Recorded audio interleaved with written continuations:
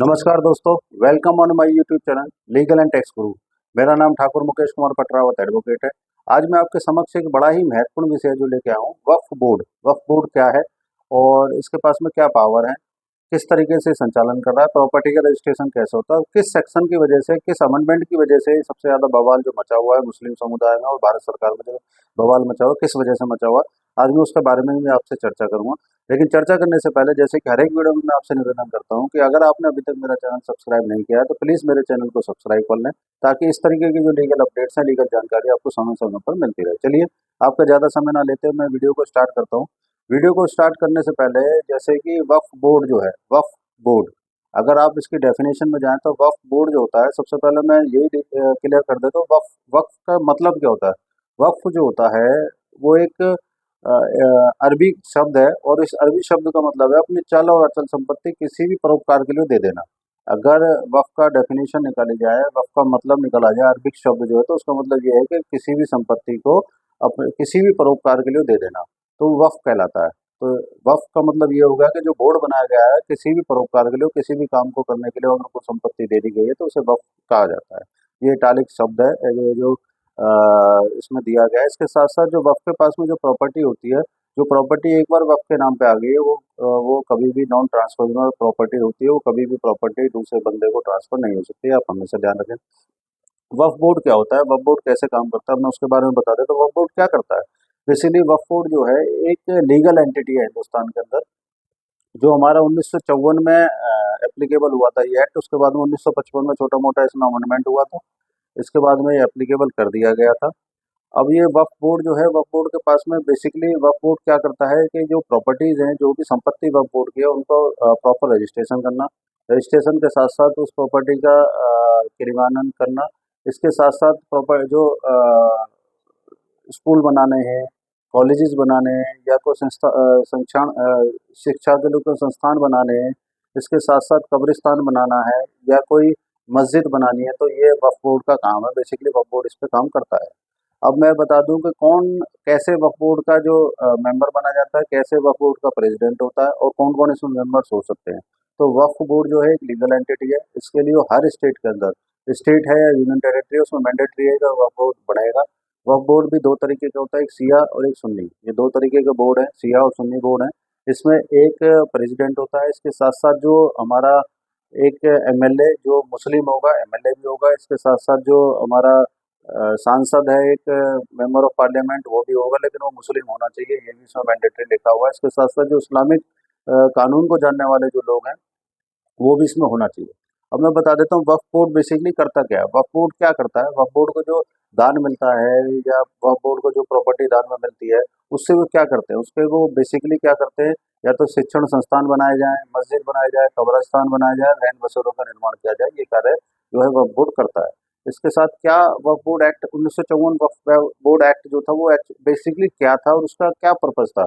वक्फ board जो था basically कानूनी एंटिटी बनाई गई थी, जिसका पर्पज था कि जो कामकाज है वक्फ से रिलेटेड, वक्फ बोर्ड से रिलेटेड, उन काम काजों को बड़ा सरल तरीके से करना। जो प्रॉपर्टी वक्फ बोर्ड के पास आई है, उस प्रॉपर्टी का रख रखाव करना और अधिनियम के अनुसार सारे काम करना, ये वक्फ बोर्ड का बेसिकली 1954 में जो एक्ट आया था उसका कार्य था। 1955 में इसमें छोटा मोटा चेंजेस किया गया था और 1995 में जो है नया वक्फ बोर्ड अधिनियम एप्लीकेबल किया गया था। इस अधिनियम के अनुसार 1995 में जो एप्लीकेबल किया गया था, इसके अनुसार ये मैंडेटरी कर दिया गया था कि जितनी भी यूनियन टेरिटरीज हैं, जितनी भी स्टेट्स हैं, उसमें ये मैंडेटरी काम करेगा और इसमें मैंडेटरी बोर्ड बनेगा।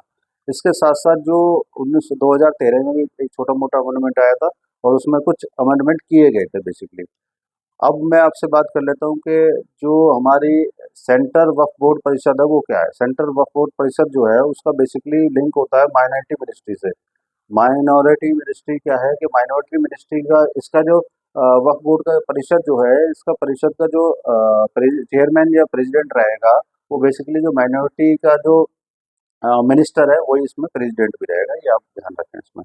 इसके साथ साथ वक्फ बोर्ड जो है, वक्फ बोर्ड के पास में, अगर मैं आपको बताना चाहूँ तो वक्फ बोर्ड के पास में आज के टाइम में बहुत संपत्ति है। वक्फ बोर्ड आज के टाइम में तीसरे नंबर का सबसे बड़ा बोर्ड है, जिसके पास में सबसे ज़्यादा प्रॉपर्टी है।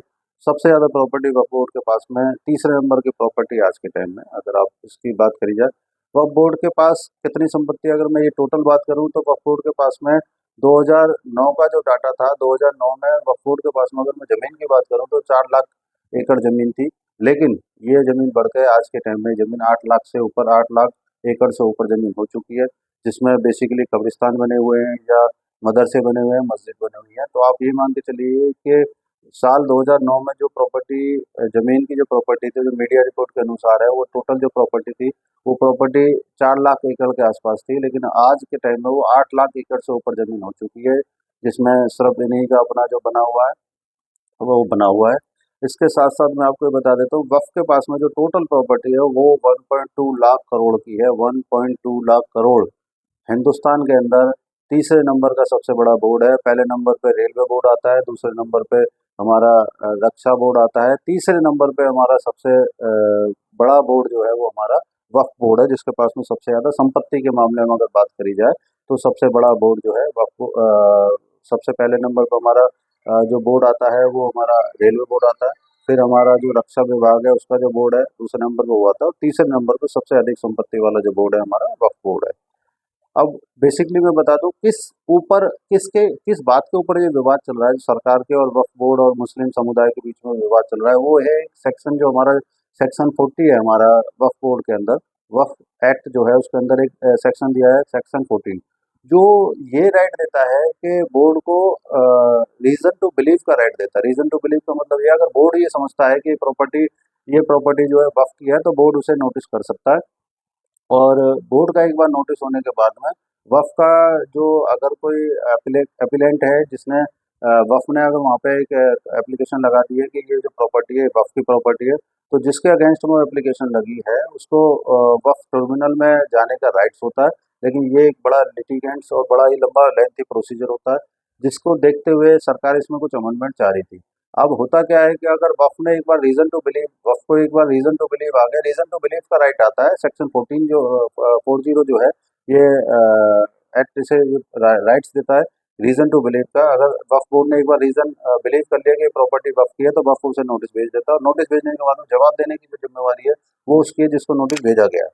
अगर उसको इसमें कोई रिप्लाई करना है, हमें अपील करना है, तो उसे जो ट्रिब्यूनल है वक्फ का, जो स्टेट वाइज ट्रिब्यूनल बनी हुई है, उसमें जाना पड़ेगा।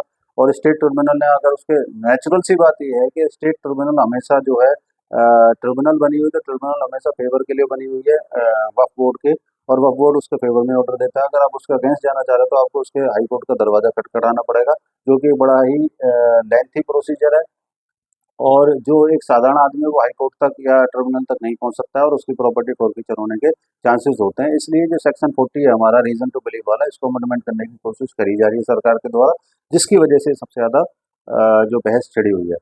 आप ध्यान रखें, सेक्शन 40 है जो रीजन टू बिलीव देता है वक्फ बोर्ड को, और वक्फ बोर्ड जिस संपत्ति पे एक बार अपना अधिकार क्लियर कर दे, तो उसका जवाब देने की जो जिम्मेवारी होती है वो जवाब वो देगा जिसकी प्रॉपर्टी को वक्फ बोर्ड ने डिक्लेयर किया है कि वक्फ प्रॉपर्टी है।